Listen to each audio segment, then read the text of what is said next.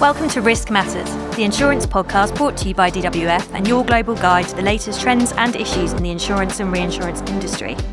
Join us as we explore topical issues, emerging technologies, and the innovative strategies that are shaping the global future of insurance. Welcome to Risk Matters, the insurance podcast from DWF. Today, we're going to undertake an analysis of the role of neuropsychiatry in brain injury claims. My name is Giles Kellner. I'm a partner from DWF Law in Liverpool, and I'm delighted to be joined today by Dr. Leigh Neal of Leigh Neal and Associates. And I'd maybe ask you to start, Leigh, just by giving me a description of your career to date and what your involvement's been in brain injury claims. Yeah, thanks, Giles. Well, I qualified as a doctor in 1981, and after house jobs, joined the armed forces in the RAF, and was in the RAF for about 20 years. Worked at RAF Hospital Wroughton, worked in Germany, and at Duchess of Kent Hospital in Catterick. And during that period of time, we dealt as a liaison service with traumatic brain injuries in servicemen. You may remember the rehabilitation unit at Headley Court. We used to provide a liaison service there. And we also provided an inpatient service for rehabilitating people with brain injuries. Okay. And towards the end of my career, I was the head of the Tri-Service Psychiatric Hospital at the Duchess of Kent Hospital in Catterick, and also head of the Tri-Service PTSD unit. So my sort of training has sort of equipped me sort of perfectly for medical legal work. In that, particularly with traumatic brain injury cases, you often get post-traumatic stress disorder and other traumatic stress reactions. My MD thesis, which is like a sort of PhD in psychiatry, was on the assessment of PTSD and also on the assessment of personality disorders, which is relevant to this discussion. I think it's fair to say you've had a very interesting and varied career to date, Leigh. Yeah, I think you could say that. It's been a bit different from the average psychiatrist, perhaps. And I know you're involved as well in, is it neuromodulation, which involves stimulation of the brain? Yeah, I founded a company with a partner in 2016 to provide neuromodulation of the brain through what's called transcranial magnetic stimulation. That's not like ECT, but it's a more focused stimulation of certain parts of the brain, and that's been developed and approved by NICE since 2015 to treat various psychiatric disorders. And we've provided that through private services through about 9 clinics throughout the UK. So we've been doing that for about 10 years. And of course, in order to do that, you've got to know quite a bit about the brain to know what you're stimulating. Of course.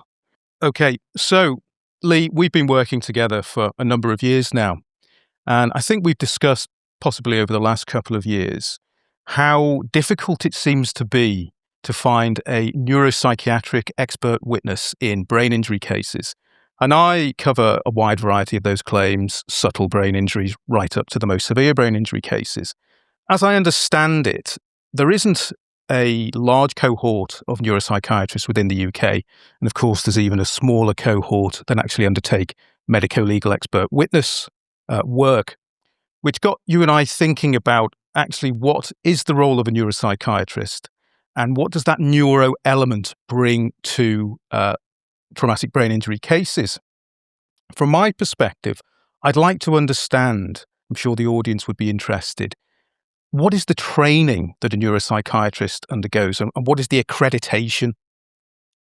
Well, if you look up on the GMC register at any of the neuropsychiatrists that you're used to instructing, and you look at what they're registered as, you'll see that none of them are registered as neuropsychiatrists. Okay. They'll either be registered as general adult psychiatrists or general adult psychiatrists with a subspeciality of liaison psychiatry. And that's because there are no specialties within there is no specialty within psychiatry of neuropsychiatry. There are about 6 specialties, which include things like general adult psychiatry and child and adolescent psychiatry and so on, but not neuropsychiatry. And then there are subspecialties, which there are 3. Liaison psychiatry, rehabilitation psychiatry, and substance misuse. So none of the subspecialties are neuropsychiatry either. So these these specialties and subspecialties are accredited through the GMC, so they're GMC recognised. Yes.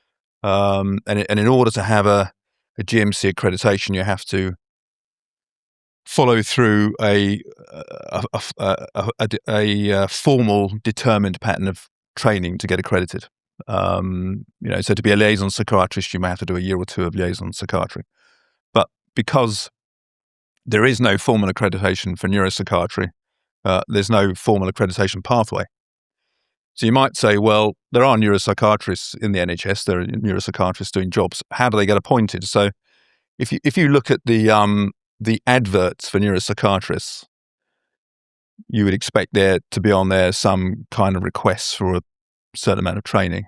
And if you look at the adverts, you'll see it will say you need to be a general adult psychiatrist or with a liaison psychiatry subspecialty accreditation and some experience in neuropsychiatry. So what is some experience in neuropsychiatry? Could be having seen a couple of traumatic brain injuries. It's sort of how long is a piece of string? It's not known. So we don't know that there is no formal accreditation for a neuropsychiatrist. So if you're instructing a neuropsychiatrist, you basically don't know what you're going to get because they're not accredited in any sort of formal way.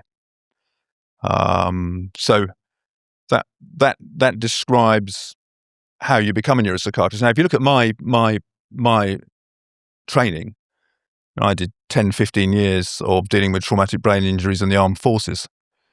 We used to deal with functional neurological disorders all the time. So I've got a lot of training in those things which might be called neuropsychiatry. So I could call myself a neuropsychiatrist because I meet the criteria, some experience in neuropsychiatry. But I don't. I call myself a general adult psychiatrist, maybe with a special interest in neuropsychiatry and brain neuromodulation. So that's really interesting. Thank you, Leigh. I'm taking from that there's no formal training for a neuropsychiatrist and there's no accreditation, there's no pathway to become a neuropsychiatrist. It's really psychiatrists just choose to call themselves neuropsychiatrists, and there's also obviously roles that they can apply for. The reason this is relevant is because we've been thinking as litigators, as instructing parties, about whether we can involve general psychiatrists rather than always having to go for a neuropsychiatrist on brain injury cases. And I think logically moving on from what we've just discussed about training and accreditation, perhaps we could explore where a psychiatrist's skills fit into the assessment of a brain injury case, be it clinical or be it medico-legal. What are the particular skills that a psychiatrist brings that, for example, a neurologist, a neuropsychologist, a neuroradiologist doesn't? Well, let's look at the experts that you might instruct in a typical brain injury case. And you would probably instruct a neurologist, you'd probably instruct a neuropsychologist, and then you'd instruct a psychiatrist or a neuropsychiatrist. The neurologist will tend to deal with the purely physical aspects of the injury, and particularly look at the severity of the brain injury. And some of these cases are quite complicated. You have sort of bleeds in the brain and around the brain, or you might get hypoxic episodes. And you really need a neurologist to determine how severe that would be graded and what that means in terms of the impact on the brain. And as a psychiatrist or even a neuropsychiatrist, I think you should defer to the neurologist on that severity. And I don't think there's any need for any other expertise in the case to determine the severity. So, as a psychiatrist, I would defer to the neurologist on that. And you don't need a inverted commas neuropsychiatrist to have any input into that because the neurologist provides an adequate answer. Then we can look at neuropsychology. What do neuropsychologists bring to the claim? Well, they mainly do very detailed assessments and measure the severity of any cognitive impairment. And a psychiatrist or a neuropsychiatrist can't add to that. You have to defer to them on the measurement of the severity of the injury. So whether you say you're a psychiatrist or a neuropsychiatrist, you're not able to add anything to that picture in terms of the severity of the brain injury or the measurement of the severity of any cognitive impairment. So what does that leave? Why do you want a psychiatrist or a neuropsychiatrist there? Well, they do have some significant input, and there are a number of features that occur in these cases which you need to think through. So the first might be fatigue. Fatigue is a common accompaniment of a traumatic brain injury, but of course it's also an accompaniment of things like depression and other psychiatric conditions. So it's not always clear where the fatigue comes from. And I think the way you would deal with that is that the psychiatrist should defer to the physical medicine experts on whether the fatigue is caused by an organic cause. So you ask the neurologist, is the fatigue caused by the brain injury or some other physical cause? It might be caused by the medication they're taking or some other medical condition. So there could be a significant input into what organic factors affect it. But if those experts say, well, no, we can't actually explain all the organic aspects of the fatigue, it then comes to the psychiatrist to say, well, can that be explained on psychiatric grounds?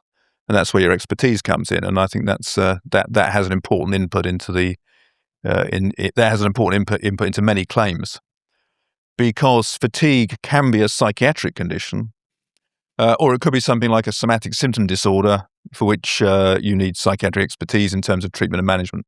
Next, we probably come to cognitive impairment. So, as I've already said, the measurement of the cognitive impairment should be done by the neuropsychologists using sophisticated techniques, including their effort test, to make sure that the findings are reliable.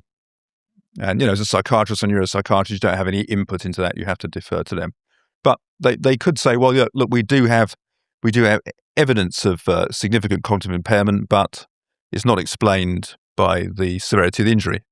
It's a mild or even less than mild traumatic brain injury, and the cognitive impairment doesn't have the characteristics of an organic cognitive impairment. So what could be causing that? So then that then comes to the psychiatrist to consider what other factors in the case might be causing the cognitive impairment. And that could be depression. General adult psychiatrists are very used to determining cognitive impairment associated with depression.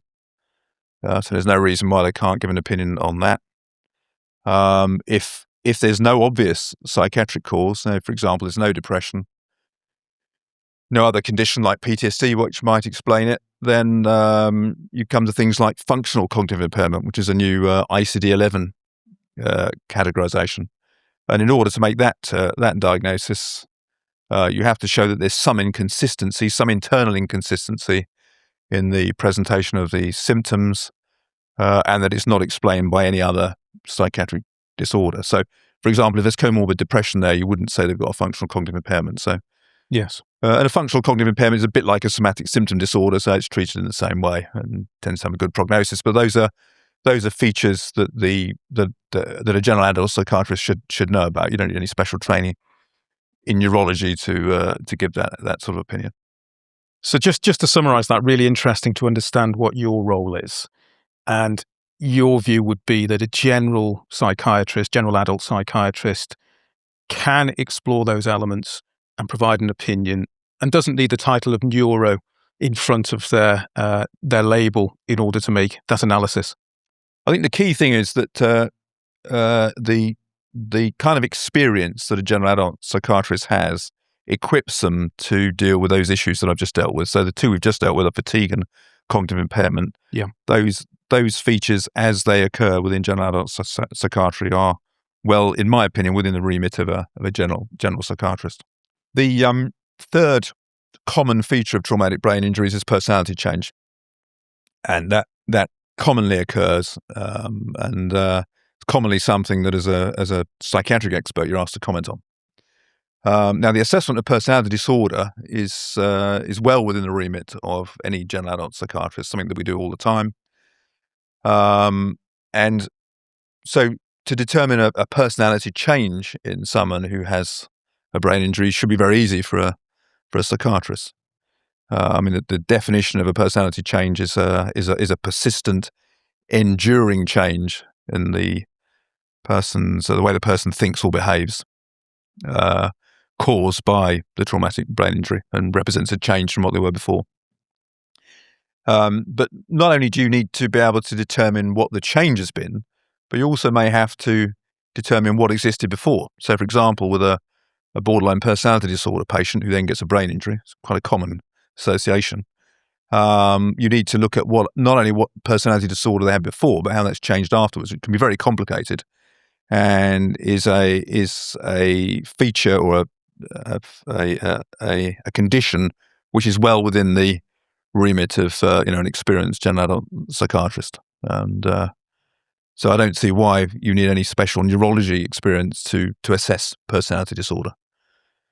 My MD thesis, as I explained, was partly on the assessment of personality disorder. So I feel I'm personally well equipped to make that assessment simply from that level of experience.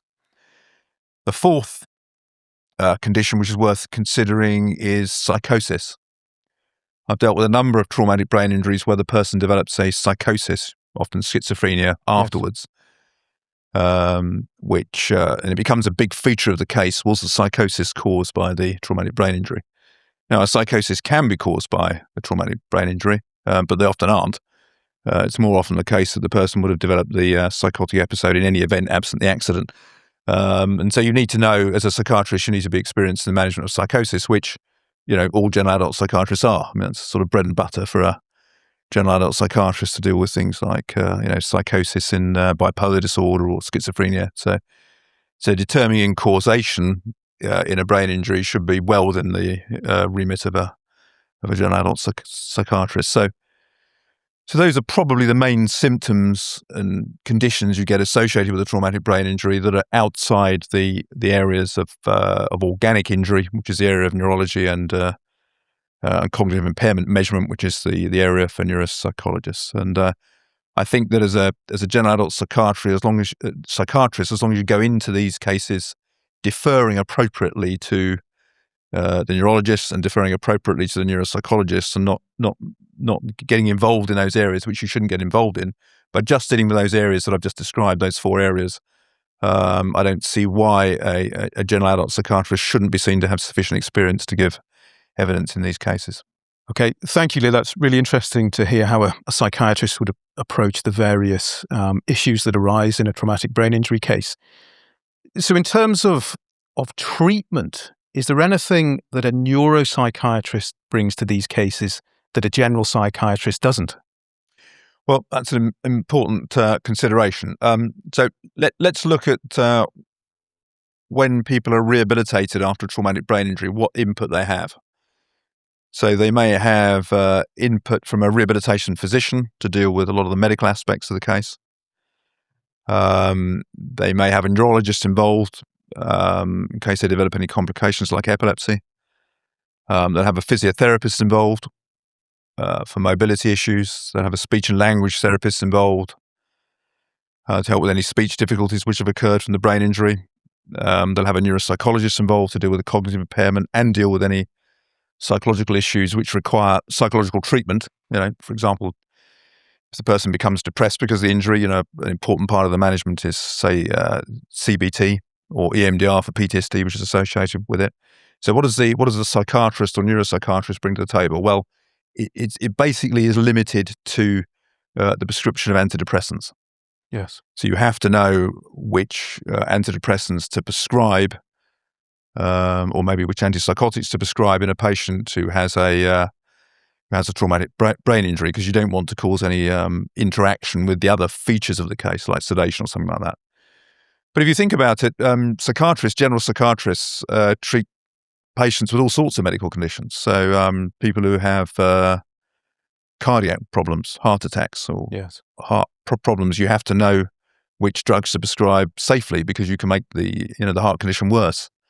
Same is true of liver problems or kidney problems. As a general psychiatrist, you have to be able to prescribe drugs to patients with a variety of medical conditions. So there's no reason why you have to have a special category of psychiatrist that prescribes for brain injuries, and not a special category of psychiatrist that prescribes for cardiac problems, liver problems, or kidney problems. It's a very good point. It's bread and butter, really, for a general psychiatrist to prescribe. Yeah. I mean, psychiatrists are medical doctors, and the main reason we're medical doctors is that we need to prescribe physical treatments like medication, ECT, and brain neuromodulation, which is what I'm involved with. So, that's the reason we're there. So, I don't think you need a particular group of psychiatrists that can prescribe with people with problems in the brain. Thank you, Leigh. So we've dealt with treatment, we've dealt with what a general psychiatrist can bring to a brain injury case.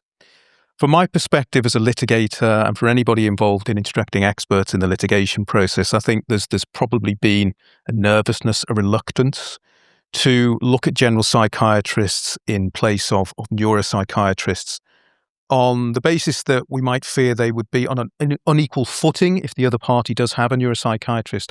What would you say to that? Well, I think it's a matter of the psychiatrists not overstepping the mark, so not stepping on the toes of the neurologists or the neuropsychologists, sticking within what they know, the limits of the evidence which they can give they can give their expertise on, which we've just discussed.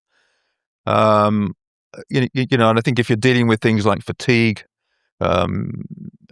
medically unexplained fatigue, medically unexplained cognitive impairment, psychosis, personality change, those are all within the remit. They're properly within the remit of a general adult psychiatrist, and I don't think that can be challenged. Yeah.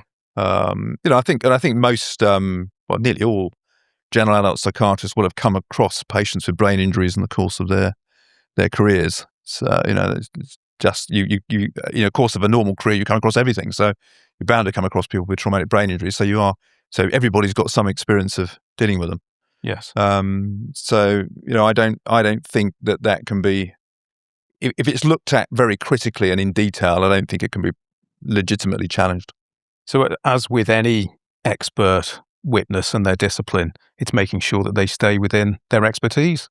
Yeah, absolutely. And making sure as lawyers you discuss the case with them in detail and making sure that is the case, that they stay in their lane, so to speak. Yeah, absolutely. I think it might be worth just mentioning prognosis. When doctors are giving evidence on prognosis these days, we don't rely on our own clinical experience. The reason for that, it's very biased and very selective. An individual doctor's experience on the outcome of cases has certain selection biases, which are not going to give a proper understanding of the outcome. That's why we have NICE guidelines. That's why we have meta-analysis of outcomes. So the important thing is to know what the outcome is from the published evidence and from the published guidelines, because that has more scientific validity than an individual person's experience. So that's one thing that I think is worth considering. But whenever I give evidence on prognosis, whether it's PTSD, which I am an expert in, I will always use the published evidence as my data on outcomes, not my own personal experience, because it's just not legitimate scientifically. So stay on top of the literature and the research. That's the main thing. Yeah. Okay, so thank you, Leigh. That's been a fascinating journey through the input that a general psychiatrist can bring to these cases and the role of psychiatry within traumatic brain injury cases. I'm going to take away the learning point as this, that you don't necessarily need to instruct a neuropsychiatrist when it comes to traumatic brain injury cases, that there is a role for general psychiatry, which I'm sure will be music to the ears of many of us who are constantly looking for psychiatric input in these cases. I think the main point I'll take away is to consider the instruction of a general psychiatrist in these cases and not necessarily be fixated on a neuropsychiatrist having to provide that expertise. Okay, thanks for listening. I hope that's been insightful. I'm very grateful to Dr. Neal for joining us today, and I'll hope you'll join us for the next episode of Risk Matters. Thank you for listening to Risk Matters, the DWF Insurance podcast. We hope you join us again soon for future podcasts in our series.